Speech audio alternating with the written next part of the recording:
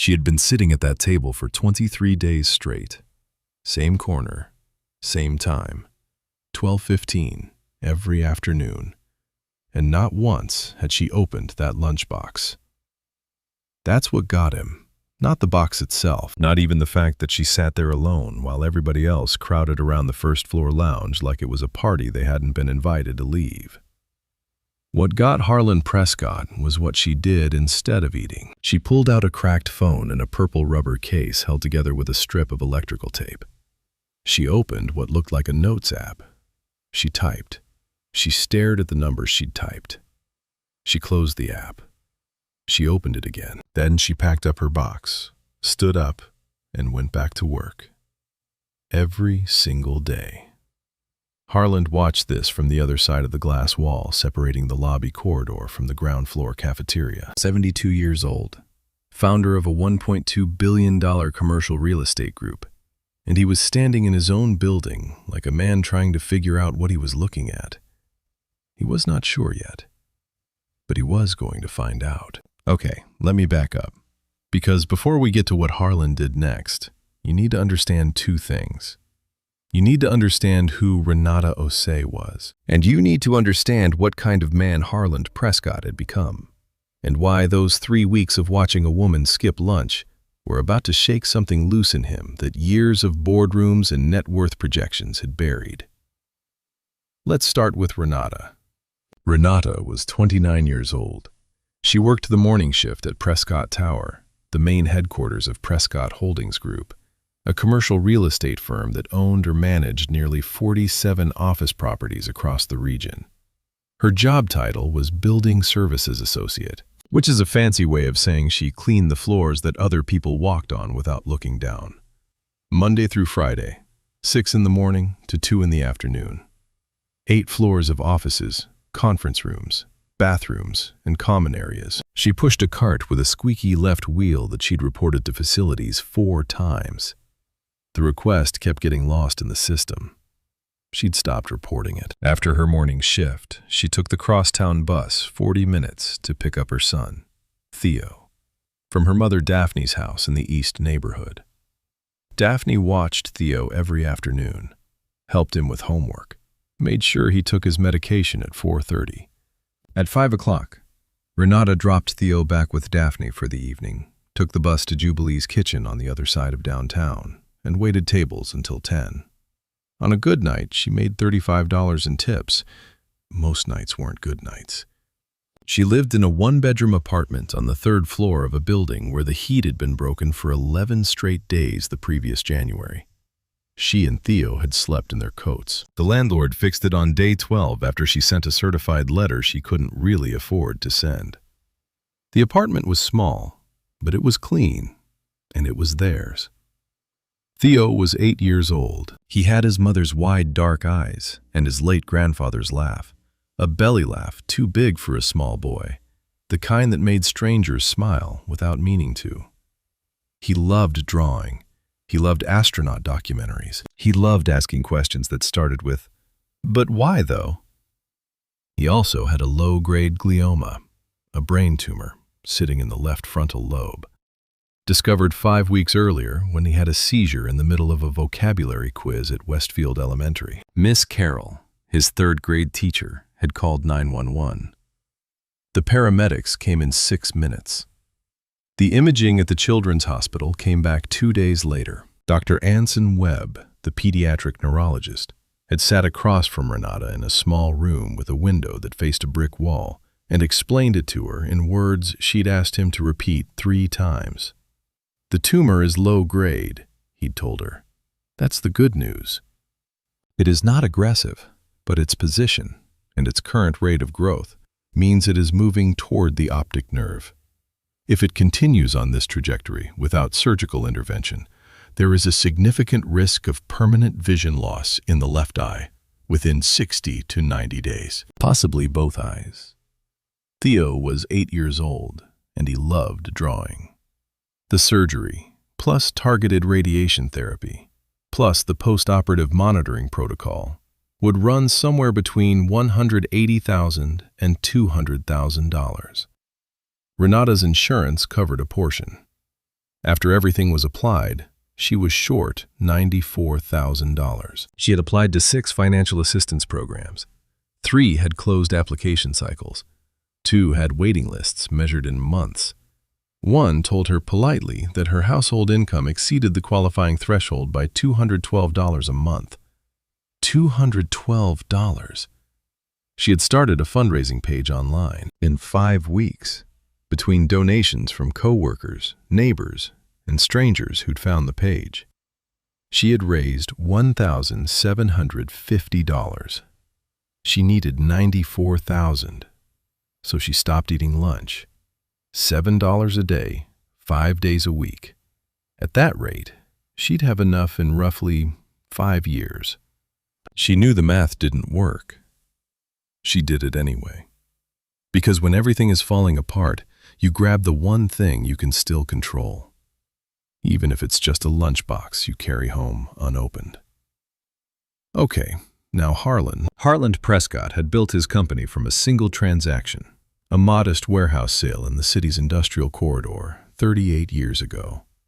He had grown it into one of the most respected commercial real estate groups in the region. 400 employees, 47 properties, a headquarters building with his name carved into the stone above the front entrance in letters 6 inches tall. He had poured his life into it.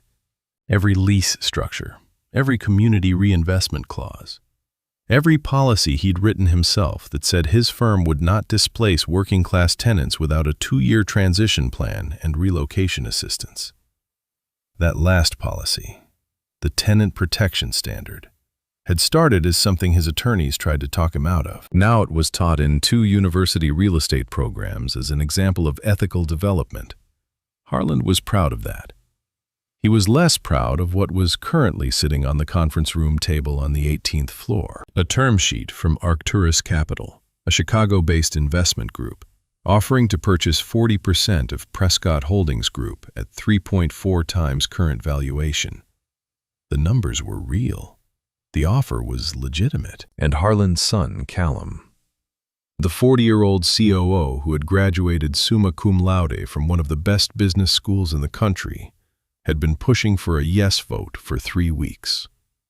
Dad, the restructuring capital alone lets us acquire 6 new properties. The operational efficiency models Arcturus brings would reduce overhead by nearly 30%. Harland had looked at him across the conference table. 30% overhead reduction on a 400-person company means roughly 120 jobs. And every independent assessment of Arcturus acquisitions shows they cut support staff within 18 months of closing. Callum had leaned back in his chair. Support staff is the most automatable segment of our workforce. That's not cruelty. That's the direction the entire sector is moving. Harland had not answered him. He had stood up, walked out of the conference room, and taken the elevator to the ground floor. He had started walking the building the way he always did when he needed to think. Down the main corridor, into the cafeteria wing, past the first-floor lounge. And that was the first day he saw Renata sitting in the corner with her lunchbox closed. He didn't think much of it that first day. People eat at their desks. People skip lunch for 100 reasons. The second day, he noticed. The 7th day, he started paying attention. The 23rd day, he went to find his chief of staff. Vera Simmons had been with Harland for 25 years. She had joined the company at 31 as an executive coordinator when the firm had 12 employees and a rented floor of someone else's building.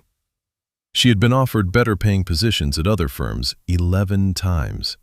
She had turned down all 11. She was the only person in the organization who could interrupt Harland in a board meeting and have him actually stop talking. He found her in her office at 2:15 on a Tuesday afternoon, eating a sandwich and reading a zoning appeal brief. Harland sat down across from her desk without being invited. She looked up. "There's a woman," he said. "Morning shift, building services, young. She eats lunch in the cafeteria every day, but she doesn't eat anything." Vera set down her sandwich. "Okay. I want to know who she is. I want to know what's going on." Vera looked at him for a moment.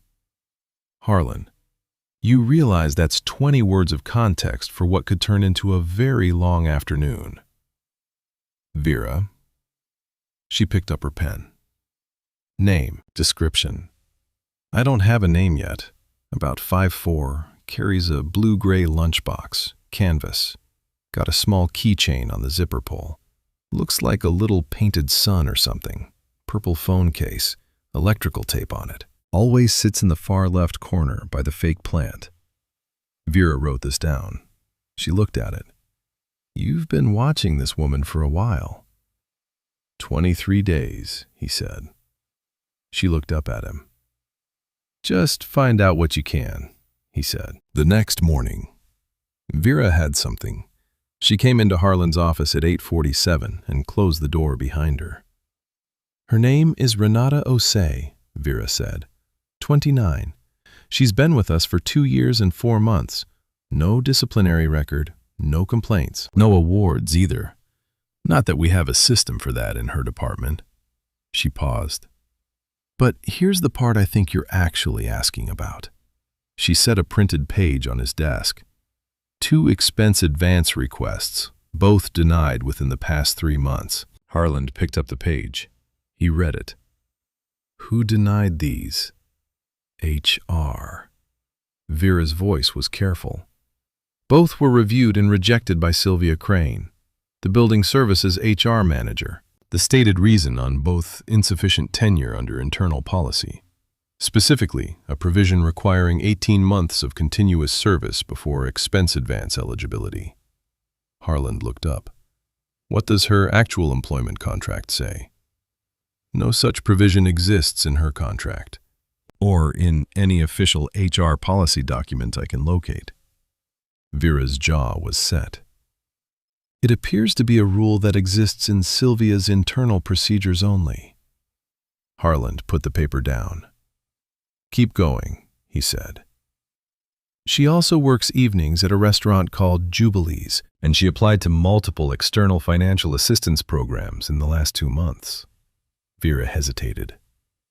I found a fundraising page. Her son has a brain tumor, Harlan. He needs surgery. She's raised $1,750. She needs $94,000. The room was quiet. Harlan looked out the window behind his desk. 38 floors of city, 47 properties. His name on the building. And our HR department, he said slowly, blocked the advance requests she needed. With a rule she made up, Vera said. Here's the thing about that moment. Vera told me later that she'd never seen Harlan sit that still. Not angry still, not calculating still, just still. The way a person gets when something that should have been obvious for a long time finally becomes impossible to look away from. Now here's where I need to stop for just a second, because there's a detail I haven't told you yet. And once I tell you, everything that comes next is going to land differently. 3 days before Vera brought him that report, Harlan had been walking the building again, late afternoon, floor 3, east wing. He passed the housekeeping closet near the service elevator. The door was cracked open. Renata's cart was parked beside it. Her supply bag hung on the handle. And tucked into the side pocket of the bag, folded in thirds, was a piece of paper. He didn't touch it, didn't ask. He just noticed it, the way you notice small things when you're paying attention. A folded piece of paper in a supply bag. Kids' drawings look a certain way. The crayoned colors show through even folded paper when the light catches it right. He walked on. He'd think about that paper again, later, in a hospital room, under very different circumstances. But we're not there yet. 2 days after Vera's report, something else happened. Something Harlan didn't cause and didn't plan for. Renata had posted on the company's internal staff message board, a simple post. She'd written 3 paragraphs about Theo, included the link to the fundraising page, and asked if anyone could help in any way. Within 4 hours, 61 coworkers had responded, most with small amounts, a few with kind words. Jerome Banks, The morning security guard, who had been quietly leaving snacks near Renata's lunch spot for 2 weeks, posted that he'd already donated and asked others to match him. At 4:17 that afternoon, the post was removed. Sylvia Crane had flagged it as a violation of the internal communications policy. Specifically, solicitation of funds or personal charity through company platforms is prohibited to protect employee privacy and maintain professional boundaries. Sylvia sent Renata a formal written warning by email at 4:22. Renata received it at 5:08. On the bus to Jubilee's, still in her work uniform. She read it twice. Her hands didn't shake, but she put the phone face down on her lap and stared at the seat back in front of her for the rest of the ride. The 61 people who had responded to her post never saw each other's comments. The thread disappeared before most of them came back to it. The $1,750 in outside donations remained. The $94,000 gap did not move. That same evening, Harland came into Jubilee's kitchen. He wore gray slacks and a dark sweater with no logo. He took a corner table near the window. No phone on the table. No one with him. Renata took the table. She didn't recognize him. Why would she? She'd never been anywhere near the 18th floor. She'd seen his name on the building every morning for 2 years, the same way you see a street sign on your commute. Present. Unremarkable. She brought him water, recited the specials. "The fish was good tonight," she said. "The kitchen made the rice from scratch." He asked about the soup. She told him, "Beef and root vegetables, simmered down since noon." "How long have you been here?" he asked. "About 2 years." She refilled his water glass without being asked. "Other job?" "This one's evenings." He nodded. He looked at the menu. He ordered the soup and the bread. She brought it in 8 minutes. He watched her move around the room, the way she caught a water glass before it tipped at table 7 without the customer noticing. The way she gave the old man at table 4 an extra portion of bread without writing it on his bill. The way she smoothed the tablecloth at the two-top near the door after a couple left. A small habitual gesture, like she was taking care of something that belonged to her. When he finished, he folded his napkin and placed it on the table. He left $80 under the water glass and a note on a Jubilee's cocktail napkin. 6 words. He wrote them in his ordinary handwriting, which was not impressive. "Get something warm for your boy." No name, no explanation. He was down the block and in a car before Renata came back to clear the table. She picked up the bills. She looked at the napkin. She went to the window. The street was empty. She stood there holding $80 and a napkin for a moment. She folded the napkin. She put it in her apron pocket. She went back to work. Man, let me just pause here for 1 second. She didn't know who he was. She had no reason to believe he was anything other than a quiet customer who overtipped. And you know what she did with that napkin? She kept it. It was still in her coat pocket 3 weeks later, when everything changed. Some things you hold on to without knowing why. Okay, let's keep going. Because what happened next is where this story really starts. The following Monday, Harland called Callum into his office. Not the conference room, his own office, just the two of them. Callum arrived looking like he'd come from surgery. He had not. He had come from a call with the Arcturus team. He sat down in the chair across from his father's desk and crossed his arms before Harland had even spoken. "I know what this is about," Callum said. "You don't," Harland said. He told him about Renata, not about the watching, not the report, not the dinner at Jubilee's. He started at the beginning. He told him about a woman who'd been skipping lunch for 3 weeks to save $7 a day because her 8-year-old son needed surgery they couldn't afford. He told him about 2 advance requests denied based on a policy that didn't exist. He told him about a fundraising post that 61 of their employees responded to in under 4 hours. Then he told him it had been taken down. Callum was quiet for a moment. "That sounds like standard HR protocol around solicitation," he said. 61 people responded in 4 hours, Harland said. "That's not a solicitation problem. That's people who wanted to help someone they work with every day." And the policy exists to prevent... He trailed off. The policy Sylvia cited doesn't exist in any official document. Vera checked.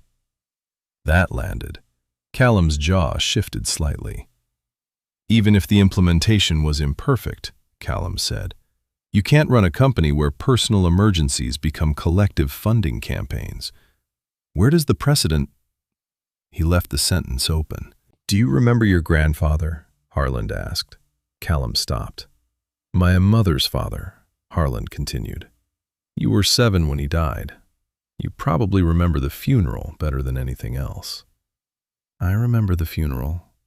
He had a treatable condition, manageable with the right intervention, but the timing of the approvals and the gap between what his coverage paid and what the treatment actually cost meant he waited.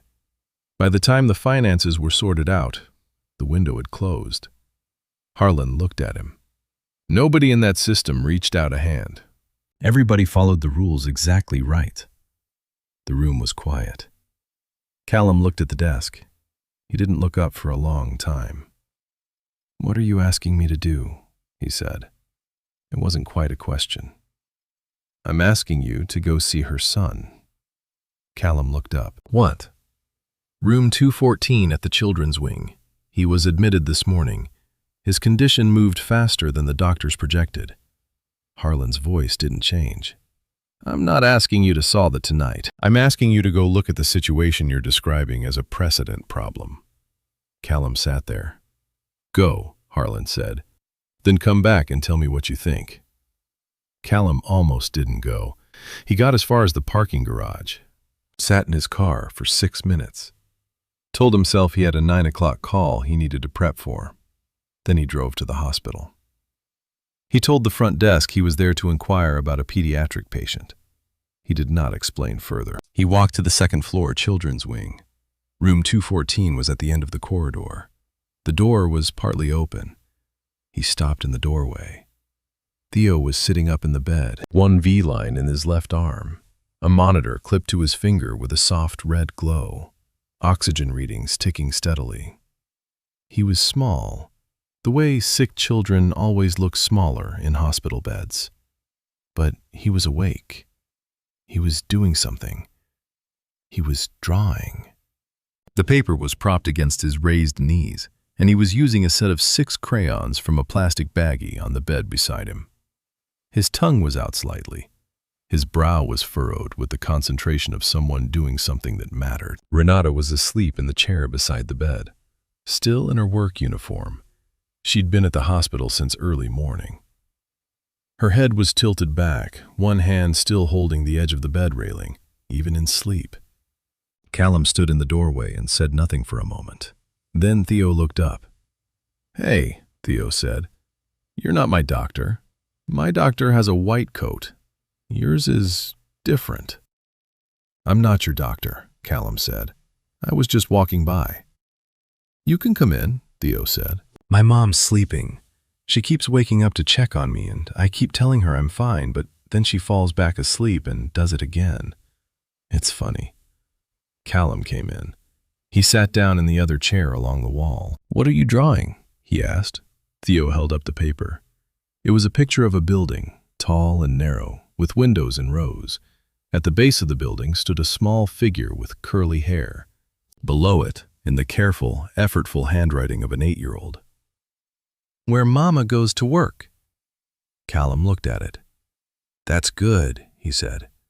I'm making it for her. Theo said, she works really hard. I want her to know I know that. He went back to drawing. She thinks I don't notice things, but I notice everything. Callum sat with that. He looked at Renata in the chair. The name badge from Prescott Tower was still pinned to her uniform top. The shoes she wore were worn through at the left heel. Her hand on the bed rail hadn't loosened even in sleep. He looked back at Theo. The boy was adding small stars to the drawing. Above the building, pressing the yellow crayon carefully. Callum stood up slowly. He walked out into the corridor without saying anything. He stood there for a moment. Then he took out his phone and made a call. Vera, he said. It's Callum. I need to understand everything about what happened with the advance requests. All of it. Tonight, if possible. He listened. And the fundraising post, he said. I want to see the original thread, the responses, all 61 of them. He listened again. Thank you, he said. He hung up. He stood in the corridor of the children's wing and looked at the closed door of room 214 and did not move for close to a full minute. Okay, wait. I need you to understand something about that moment. Because here's a man who's been running spreadsheets on people's jobs, calling them support staff in one breath and overhead reduction targets in the next. And now he's standing in a hospital hallway after watching an 8-year-old make a drawing of the building where his mother cleans floors. Some things hit different when you can't look away from them. The next morning, Renata sat across from the hospital's financial coordinator for the second time. The news had not changed. Total estimated cost, $195,000. After insurance, a remaining balance of $94,000. Required deposit before scheduling surgery, $35,000. I understand you have an active fundraising campaign, the coordinator said. Her voice was genuinely kind. This was the part that was somehow harder than if it hadn't been. The current total falls short of the deposit threshold. Are there other family assets or resources you'd like to discuss? Renata thought about her mother. Daphne had called 3 days ago, had talked about the jewelry, her mother's jewelry. The pieces passed down from Renata's grandmother, appraised years ago at $38,000. Renata had said no. She was still saying no. How long, Renata asked, before the window closes for the surgery? Dr. Webb had told her she needed to hear it again.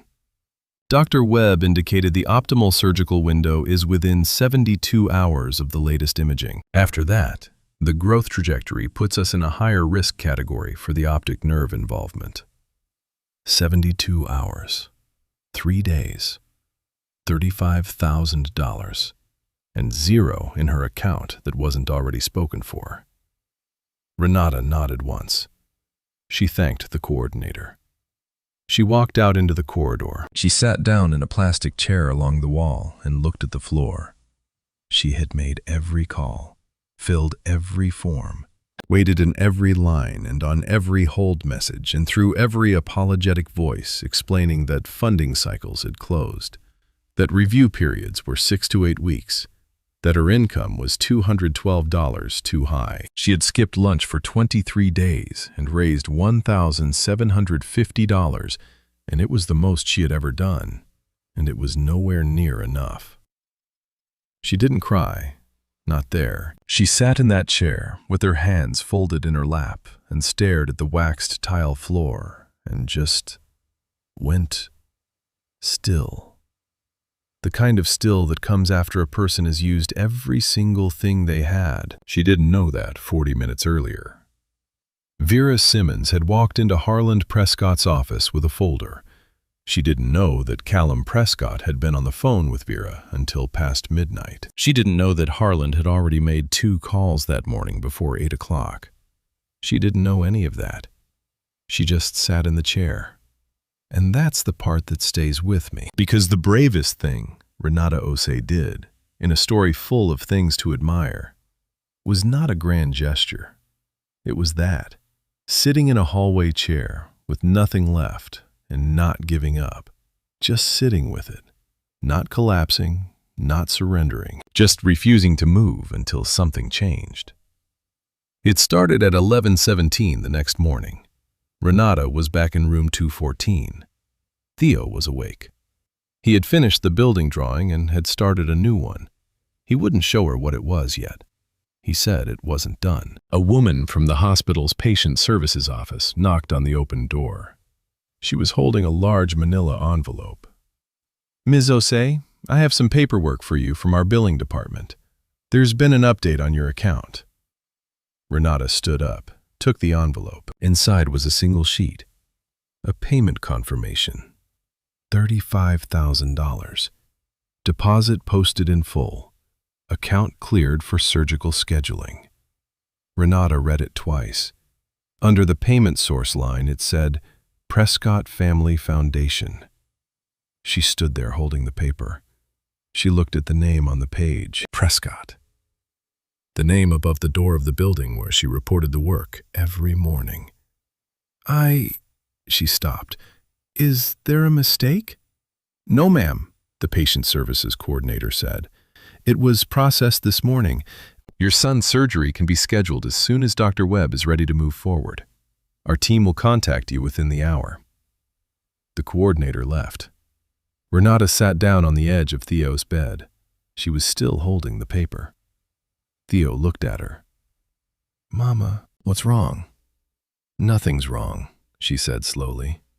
Nothing is wrong. But her hands weren't steady. Prescott Family Foundation.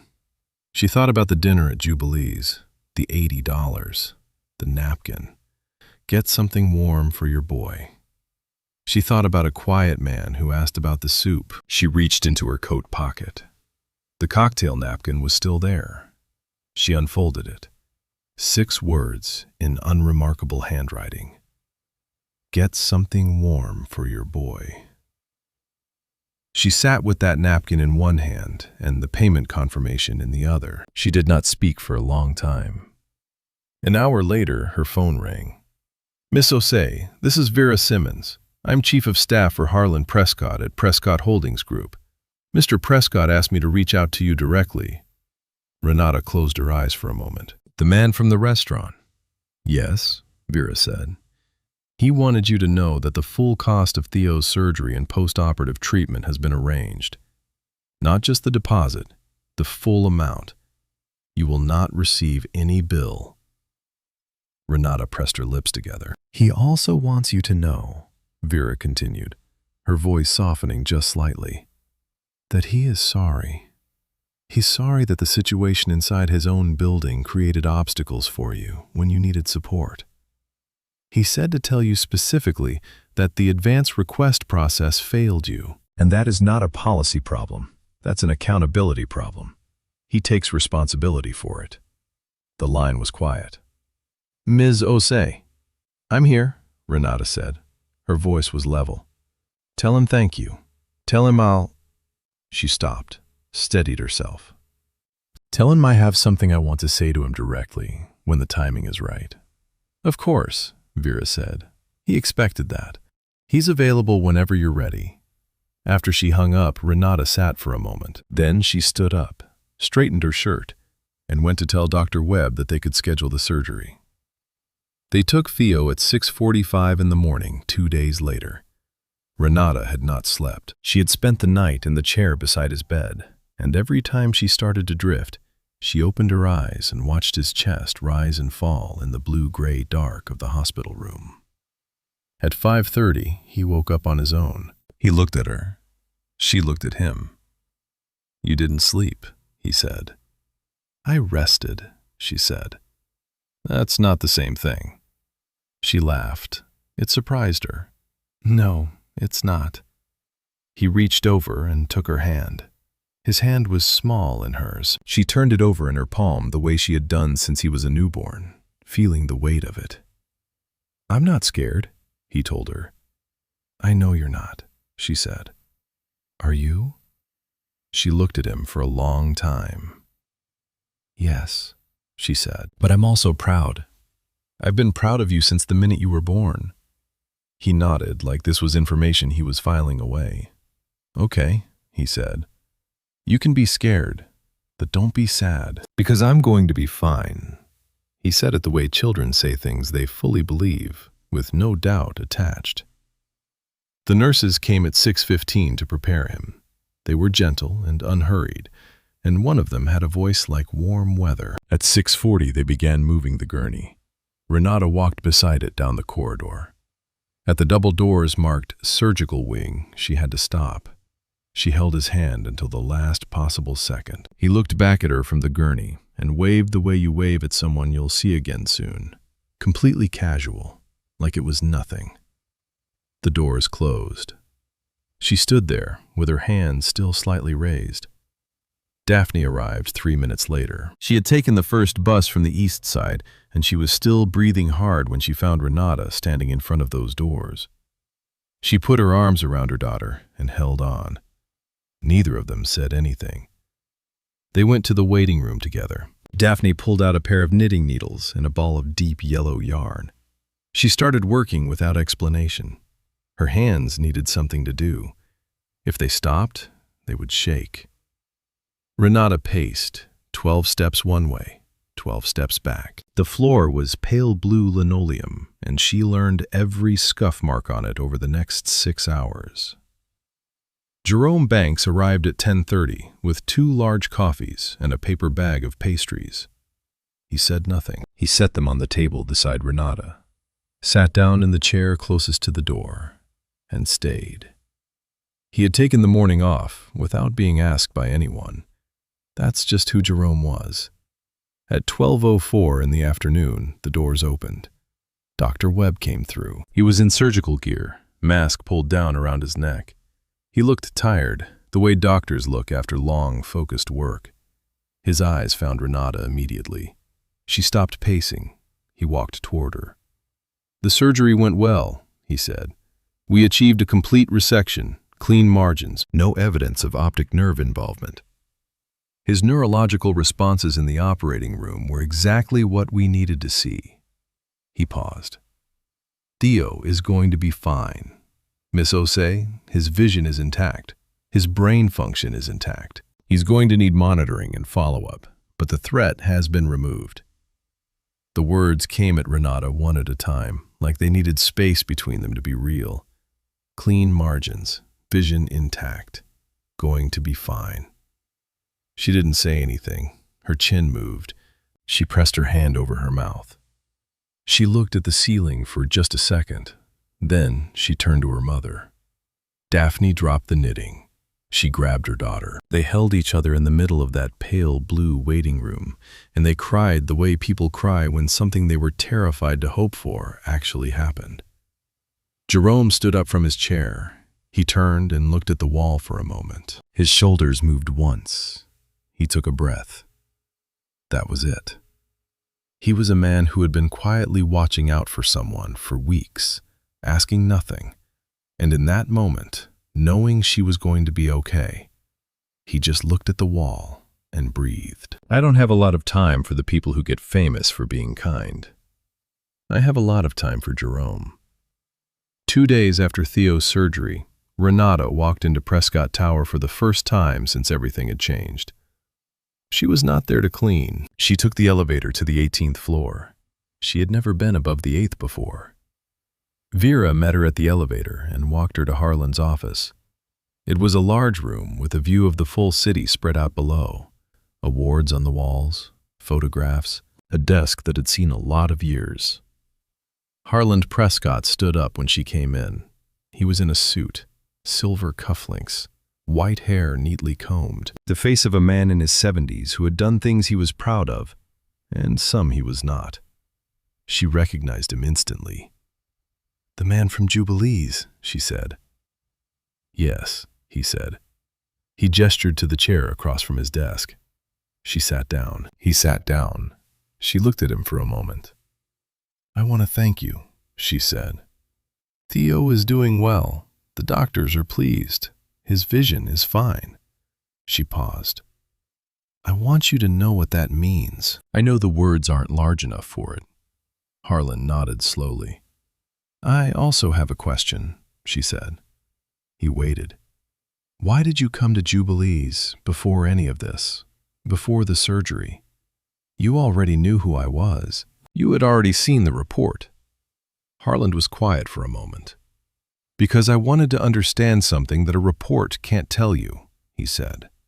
"I wanted to know what kind of person you were when no one was watching, when there was nothing to gain from being kind." He paused. "People act differently when they know they're being evaluated. I needed to see you in a room where you didn't know I existed." Renata considered that. "And the napkin," she said. He almost smiled. "I didn't expect you to keep it." "I don't know why I did," she said. "I just did." She set it on the desk between them. He looked at it. He didn't pick it up. She said, "I have one more thing to say, and I need you to hear it fully. I'm listening.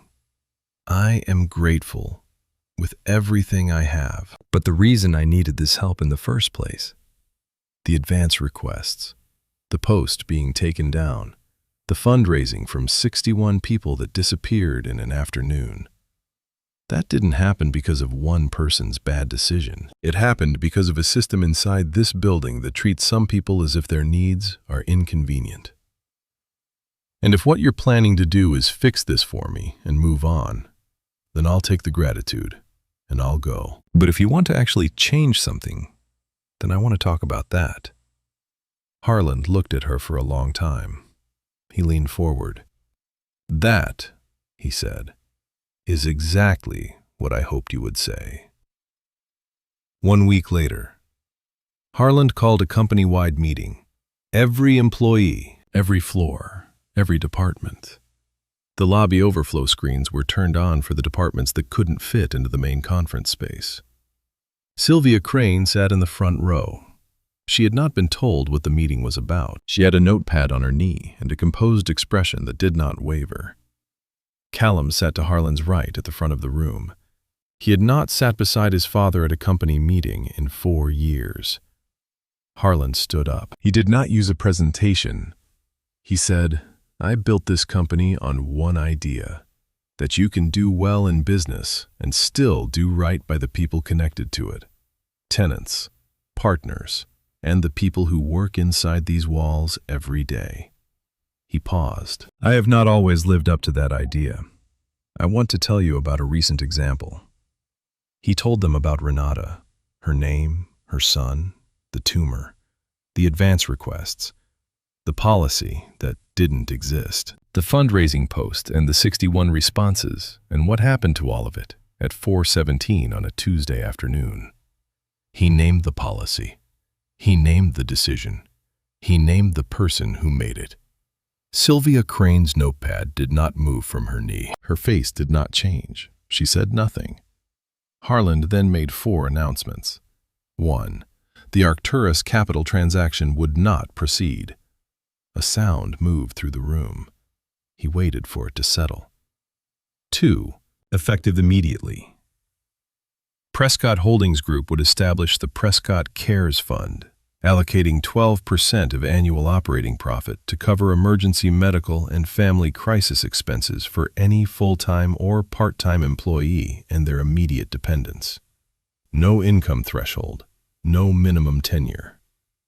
3. Sylvia Crane was suspended with pay pending a full HR practices audit. The results of the audit would be shared with all staff.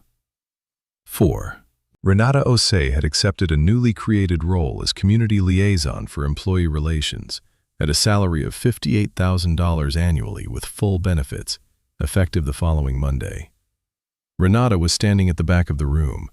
She had not planned to speak, but Harland looked at her, and something in that look said, "Your turn."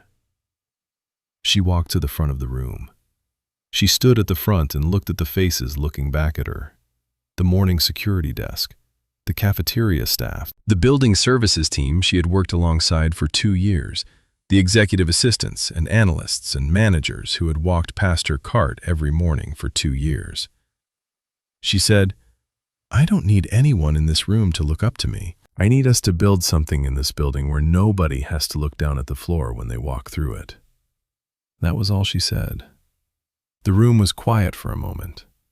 Then Jerome Banks from the 3rd row started clapping. After the formal announcement, Harland opened the floor.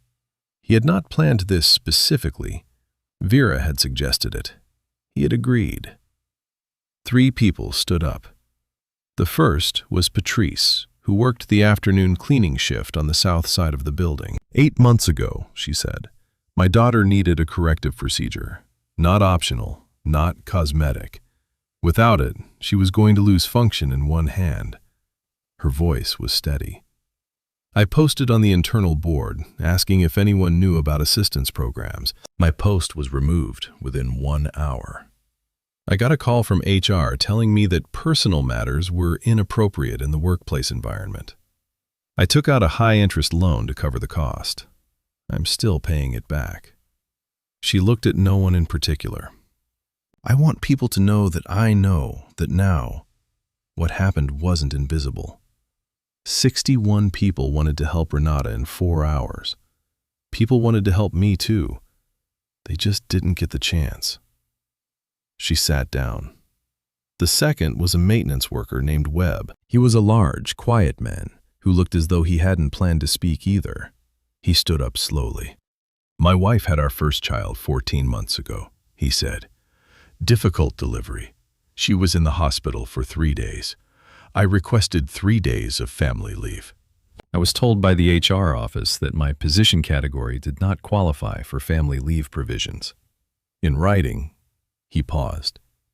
I checked my actual contract last month after I heard what was happening here. My contract has no such restriction. I missed the first 3 days of my daughter's life. I'd like that back. I can't have it back. But I'd like to know that nobody else in this room will sit through what I sat through. He sat down. The third was Lena, from the cafeteria. She was the oldest person in the room who stood up. Her voice was quiet, but the room was very still. Last winter, she said, some of the office staff put together a coat and supply drive for the building services team. The sublevels don't get consistent heat, as most of you know. Some of us layer up. It's just a fact. Those coworkers collected coats and blankets and warm things. They brought them in a box. HR stopped the donation at the door. We were told it would create division between departments. She paused. I've thought about that word a lot since then. Division. I think stopping people from giving warm things to cold people is the only actual division I saw that day. She sat down. The room was very quiet. Sylvia Crane's notepad was still on her knee. She still hadn't written anything. Later, in the audit that followed, she would tell the investigating committee that she had been following best practices for professional boundary maintenance in a corporate environment, and she stood by every decision she had made. That was her right. It was also the last professional statement she ever made at Prescott Holdings Group. 12 months later, Theo turned 9 in the spring. His follow-up imaging was clean. His vision was 20/20. His left frontal lobe had, in Dr. Webb's words, healed with remarkable completeness.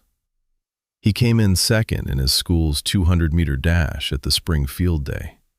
He was not upset about this. He had told his mother 2 weeks earlier that he was going to come in second because Jalen from his class was genuinely fast. Mama, like, actually fast. I'm not gonna lie. He had come in second, exactly as predicted.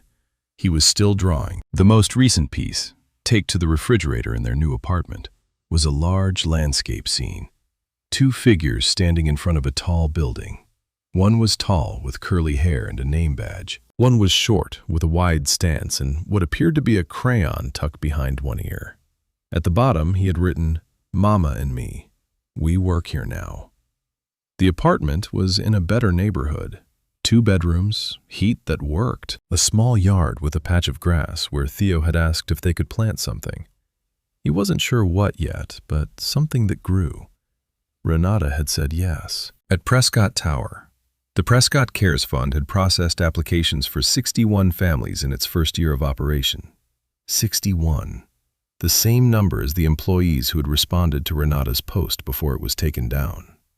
Vera had noticed that. She didn't say anything about it to anyone. She just kept the number in mind. Callum had withdrawn the Arcturus proposal formally and written the memo to the board explaining the strategic reasoning. It was 11 pages long and entirely data-driven. Nobody who read it knew that most of it had been written after he stood in a hospital corridor, holding nothing but a drive home and a decision he hadn't made yet. He had also launched an internal mentorship program connecting building services and support staff with professional development pathways into management roles. 3 people from Renata's former team had enrolled. 2 were now in coordinator positions. He and Harland had dinner together every other Sunday. They didn't always agree on everything, but they showed up. Jerome Banks was still at the front security desk every morning. He still kept a small bag of snacks in his desk drawer, not for any particular reason, just in case. Harlan still walked the building. He hadn't stopped after everything that happened. He walked a little differently now. He stopped more. He learned people's names the hard way, by asking. He ate lunch in the ground floor cafeteria twice a week. He ate lunch when he was there. One afternoon, about 3 months after Renata had started her new role, she was walking through the building's second sublevel, the B2 corridor that ran under the East Wing. She was on her way to meet with 2 building services employees who had questions about the new assistance fund application process. She passed the old housekeeping closet near the service elevator. The squeaky cart was still parked outside it. The new facilities team had not fixed the wheel yet. She stopped. She looked at the cart. She took out her phone and made a note. Cartwheel, B2 East, facilities ticket. Follow-up. She put her phone away. She went to her meeting. That's it. That's the whole story. A wheel that nobody fixed for years, and a woman who, when she was finally in a position to fix it, remembered it was there. I think about Renata Osei a lot, not because of what she received, because of what she did before any of it. She showed up every day to a job that treated her as invisible, and she remained visible. Inside herself. She packed a lunch she couldn't afford to eat, and she packed it again the next day. She sat in a waiting room with nothing left, and she refused to move. She stood in front of a company and said the quiet part out loud. I don't need you to look up to me. I need us to build a place where nobody looks down. Here's what I've come to believe. And I mean this not as a conclusion, but as something to carry. The systems that fail people rarely do so with a villain's face. They do so with a clipboard, with a standardized response, with a policy nobody wrote down, but everybody enforced. The hardest part of changing those systems is that nobody in them feels responsible. Everybody was following the rules that were given to them. Renata didn't change the system by fighting it. She changed it by being so completely, undeniably herself inside it, that eventually the system had to look at what it was doing. That takes something most of us underestimate. Not courage, not ambition, just not giving up, just showing up, even when the lunchbox stays closed, even when the money doesn't come. Even when the 61 people who wanted to help never got to. You keep showing up. And sometimes, if you're lucky, someone notices. This story is entirely fictional. All characters, organizations, and events depicted are invented. However, the circumstances at the heart of this story, families denied medical care over financial gaps, workers facing unofficial policies that circumvent their rights, the erasure of mutual support inside workplaces, these are real and documented patterns. If this story reminded you of someone you know, consider reaching out to them today.